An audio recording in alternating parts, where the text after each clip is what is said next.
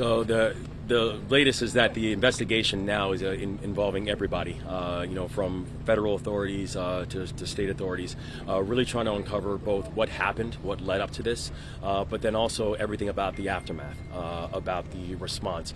And so this is going to be a thorough investigation. It's going to be a long one, but we have to make sure that we get the answers that we're seeking in this. Governor, are those divers back in the water at this point?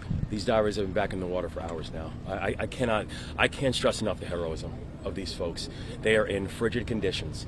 They are down there in darkness where they can literally see about a foot in front of them.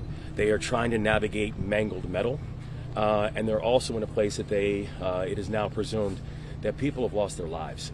So the work of these first responders, the work of these divers, I cannot stress enough how remarkable these individuals are. But Governor, can you talk about the rebuild, specifically this port, huge economic impact for the state? It's a huge economic impact for the country. And that's why I think when we've seen how the entire country has rallied around Maryland and rallied around Baltimore, it's because they understand that the Port of Baltimore is not just impacting Maryland. If you look at this, this port is responsible for over 51 million tons of foreign cargo. That's the largest in the country. That for everybody who is buying cars, for everybody who is buying farm equipment, we're the largest port in the country that does that. So this is not just impacting Maryland. This is impacting that farmer in Kentucky. It's impacting that auto dealer in Michigan. And so it is imperative that we get this bridge rebuilt. It's imperative that we get the Port of Baltimore back up and going. And it's not just about how are we supporting Maryland. This is about how we're supporting the American economy. We had something similar in Pennsylvania last year in Philadelphia with the 95 bridge. Have you heard from Governor Shapiro, and who else have you heard from around the country offering any sort of help or words of encouragement? I've been overwhelmed by the amount of outreach that we've received from governors from around the country, both Democrat and Republican, from the amount of outreach that we received from philanthropists, from people who are just asking how can they help. And so Maryland, we really appreciate the love that's been coming from around the country and the support. And I tell them the people who need it most are these families. Governor, what's the top priority going forward? The recovery is now underway. But what is the top priority now that you're kind of shifting more into the investigation? Yeah, well, the top priority for me right now is still the recovery. We've got to bring these families closure.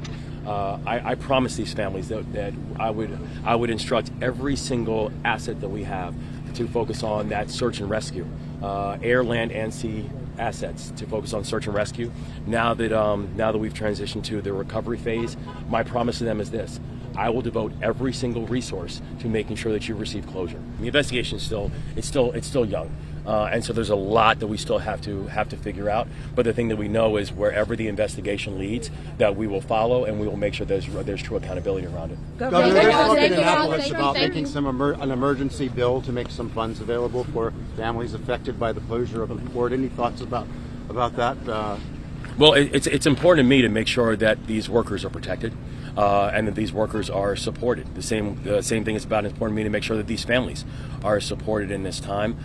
We are going to be working with members of the General Assembly. We're going to be working with members of our federal delegation. But we have to ensure that we can both get our economy going, and knowing that for these workers, and when we're talking about a port that is responsible for over 140,000 jobs indirectly, are impacted by the Port of Baltimore.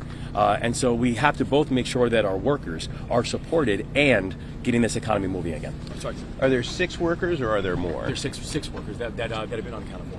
Thank you. Thanks, guys.